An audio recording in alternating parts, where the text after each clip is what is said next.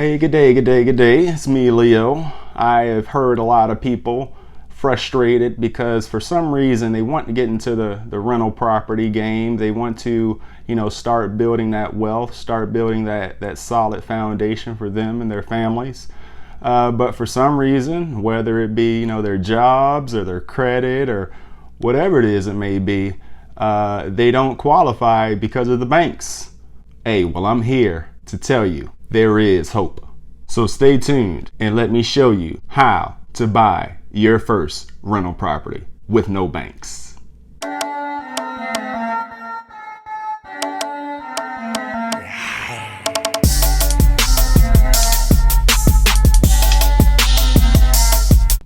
Hey, but before we start, I must tell you, I am not an attorney, nor am I an accountant. So any strategy that I discuss with you today, be sure to let them check it out first before you try to implement it yourself.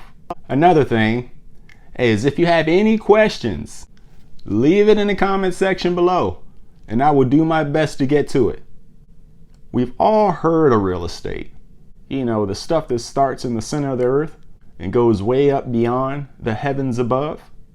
But have you heard of all the different niches and strategies in real estate? Maybe you've heard of foreclosures, probates, wholesales, lease options, seller financing, tax liens, builders and flippers, land developers, mortgage brokers and lenders, real estate agents, contractors, real estate attorneys. How about the buy and hold investor? Now, what type of buy and hold investors are there? Let's see.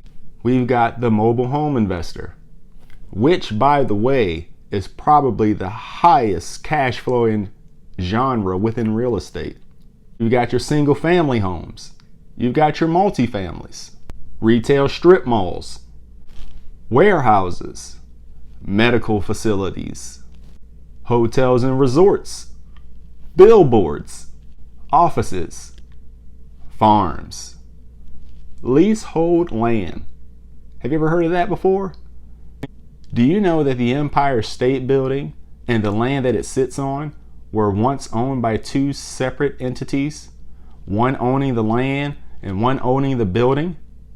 That's what we're talking about when it's leasehold land, the land that the building is actually sitting on. You got senior housing.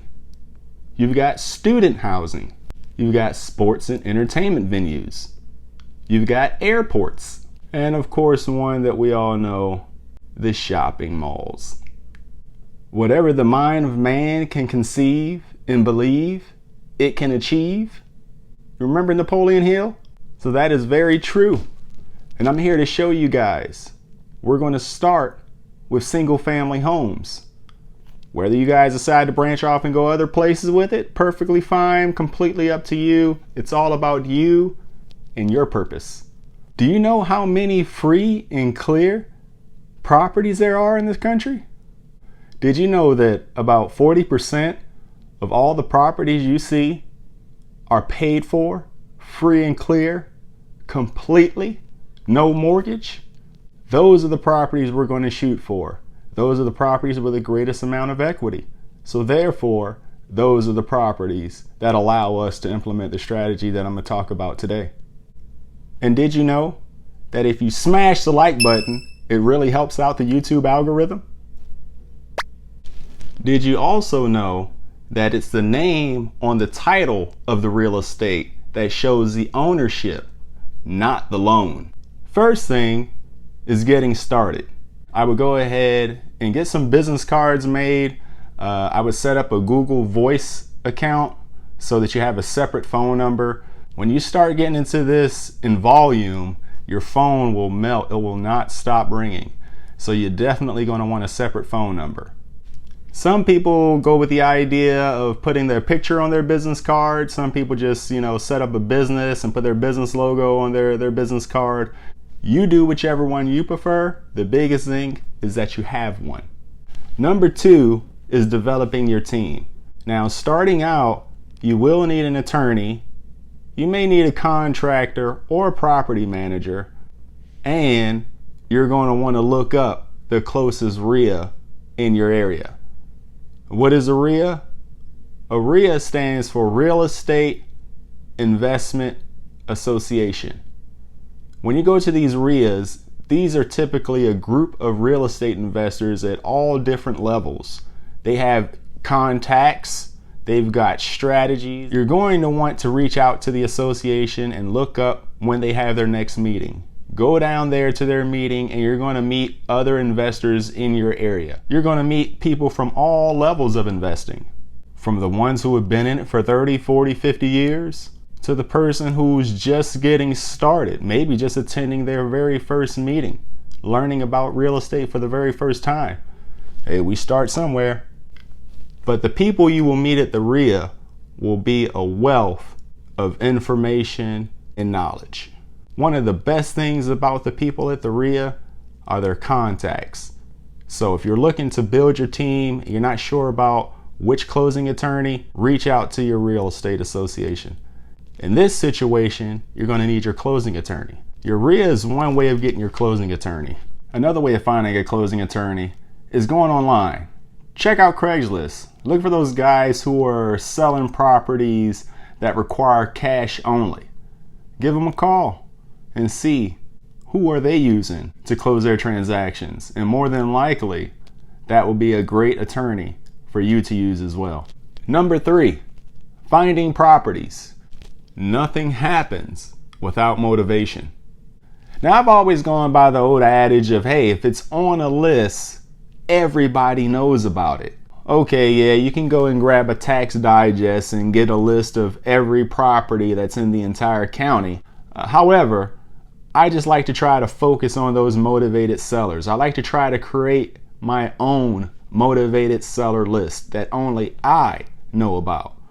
So that's what I'm here to help you do as well. Now, like I've said, you could always call the county up and get a tax digest, which is a list of every property in the entire county, and ask them to send it to you in an Excel spreadsheet. And it might cost just a few dollars, and it may take a little time to get it. However, it's probably the most accurate and most detailed data that's available. And what a lot of other folks do is go to a website by the name of ListSource. Now, what ListSource allows you to do is create lists based off of all types of data inputs. What I like to go in there and look for when I'm looking for a property to buy without a bank, properties who are owned by absentee owners, meaning that the tax bill is mailed to a separate address than the property itself. And I like to look for the ones who are out of state, because ones who are further away from their property tend to be a tad bit more motivated than maybe the guys that live around the corner. ListSource allows you to break down your information by county, zip code. I like to also look up the school zones. This is how I kind of pick out where I like to invest in. I don't like to invest in the lower income side, and I don't like to invest in the high income side. I try to stay around the median, maybe a little bit higher than the median and a little bit lower than the median, but more above the median. That's typically the type of rental properties I look for. You could also drive around areas that you're interested in investing in and look for signs of vacant properties, such as tall grass, a locked electrical meter, newspapers piling up outside. Get their information, take it to the tax assessor, go online, look up your tax assessor's information, look up who the owner is, and get in contact with them. When it comes to marketing, some people will go as far as setting up a website, creating YouTube videos, putting up Craigslist ads, or even driving around town putting out those bandit signs. While all of those things will definitely help, they are not required for purchasing your first rental property without a bank. Number 4, running the numbers. Now, I see a lot of beginning investors who are extremely excited about just owning a property. And I'm here to tell you folks, that's not why we're here in business. We're here to make cash flow. That's the priority. So how do we tell if we have a good deal or not? Well, this is how I typically break down my single family properties. First, I start with the rent. After the rent, I'm looking for your principal, interest, taxes, and insurance. We'll call that the PITI. After that, we've got management. Then we have maintenance and vacancies. Whatever is left over after that is our cash flow. And that's how we're going to run our numbers with every single property.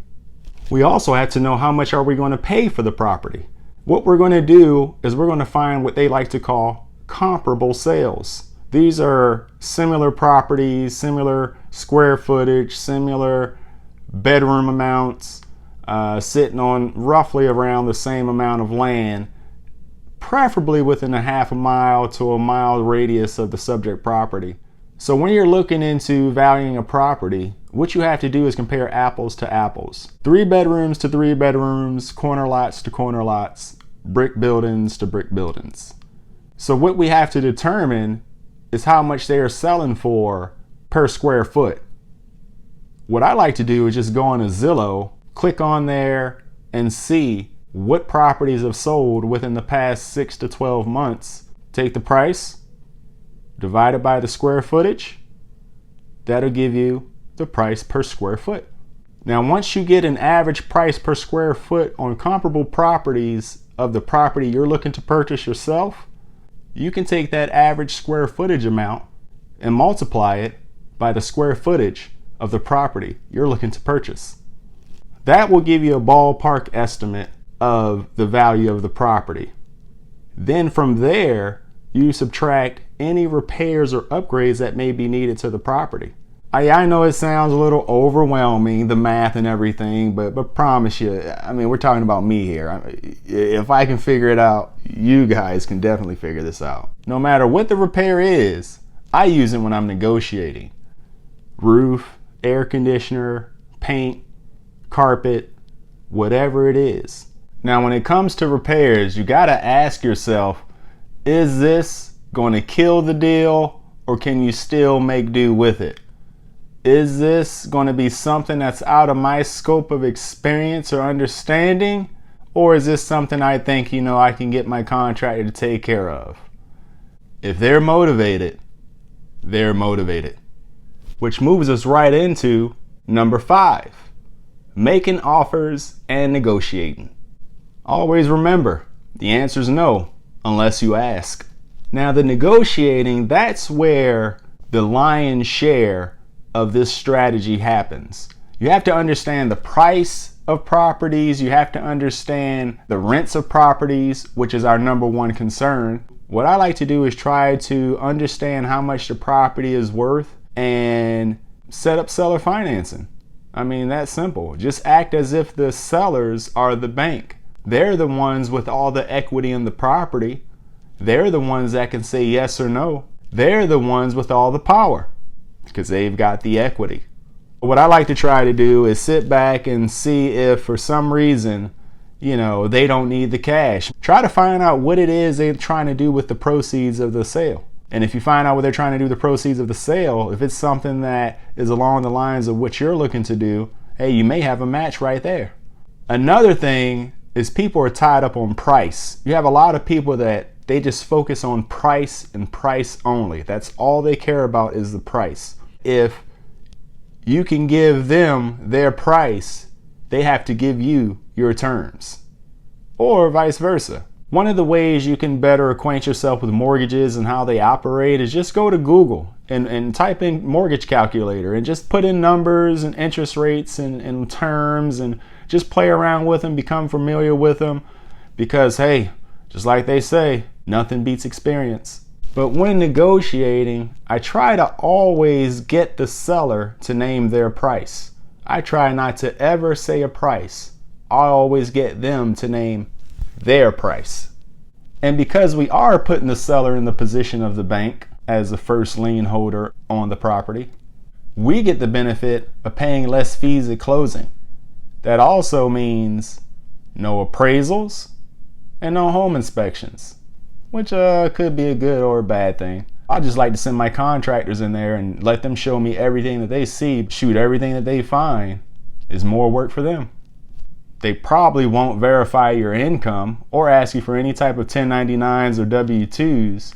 And one of the best things is I have never been asked for a credit report, ever. Another benefit of us not using a bank is our ability to close a lot faster. Typically, I make sure the termite inspection is good. I see what my contractors tell me, and we've closed in as little time as 2 days. Now, your down payment is just like your rate. You could be paying all cash for the property, or you could be putting nothing down on the property. It's all negotiable. Do you know I picked up a 3-bedroom, 2-bath house on a corner lot in a beautiful neighborhood for less than $400 out of my pocket? It's all about creating a situation that's beneficial for both parties. So how are we accumulating our down payments? I've got a secret for this that I'll share with you at the end of the video. Now, making contact with the owners. You have your list. Now, with your list, you can do multiple things. What I've done most of the times is just send out direct mail and wait for my phone to ring. That's what I've done. Now, I know some people that have gone the digital route. I know some people who have, done the physical route, driving around, knocking on doors physically. There's a million ways to get there. The more you employ and the more you understand, the better. But what I'm saying is pick 1, 2, or 3 and just stick with them until you succeed. You will succeed. Number 6 is your rate. Your rate can be as high as the current market plus 20, or your rate can be 0, which means every single payment goes directly towards your principal. No interest at all. Number 7 is the purchase agreement. A purchase agreement only requires a few things to be deemed an official purchase agreement. The date, the parties involved, the address, the price, the closing date, the signature, and consideration for the agreement. So we just try to keep it simple because we know a confused mind always says no. Number 8, inspections. Now, we touched on this a little bit earlier, but with inspections, I just like to send my contractors over, whether it be my HVAC, my electrician, my plumber, my roofer. These are the guys who are going to be doing the work. These are the professionals who know what it takes to get the job done. So why not get their opinion? When looking for contractors, your RIA is a very helpful source. There that RIA thing goes again.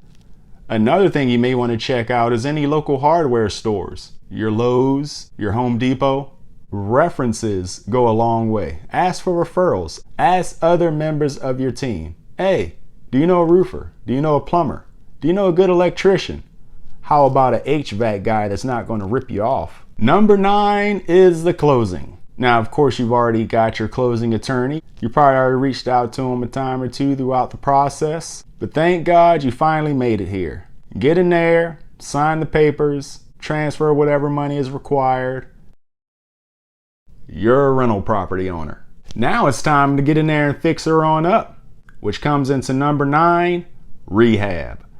Now, this is one of the things I like to try to get done as fast as possible. The day of closing, I like for our guys to already be in there making things happen. We like to start from the top, work our way down to the bottom. We like to go ahead and make the outside nice and pretty so that we can go ahead and take those outside pictures, put that for rent sign in the front yard, and start collecting applications. Another thing is if you decide to go the property manager route, you may want to bring your property manager along and just have them walk through, make sure you guys are on the same page as far as the scope of work is concerned, and get to going. Remember, every day that property sits vacant, you lose money. So getting it rented out, be sure you screen your tenants and make sure you verify they have never been evicted. So now you've got your property all fixed up, ready to go. You've got it rented out. Cash is coming in. Everything is working great. What do you do now? Rinse and repeat. You heard it. Do it again and again and again and again until you can take a really nice vacation. Now, I ain't talking about your dream vacation, just a really, really nice vacation. Hey, list in the comment section below what you consider to be a really nice vacation. And once again, smash the like button. It really helps us with the YouTube algorithm. Share it on all your social medias and be sure to click the subscribe button and click the little bell icon to be notified of all our videos in the future. Hey, wait. So going back to that down payment, what do we do outside of private lenders and going to the banks? We take a portion of all of our income and set it aside, and we allocate that for buying real estate. And where do we hold a portion of it? In our brokerage account at Webull. Yep, that's right, Webull. Get 2 free stocks on Webull when you open up an account and deposit $100, valued up to $1,400. They charge 0 commissions for stocks, ETFs, and options, 0 contract fees for options, and 0 deposit minimums for brokerages and IRAs. Click on the link in the description below and get your 2 free stocks. Hey, and drop me a line in the comment section below and let me know where you're at with acquiring that first rental property with no banks. Like, share, and subscribe. Till next time, be good, do good, and take care.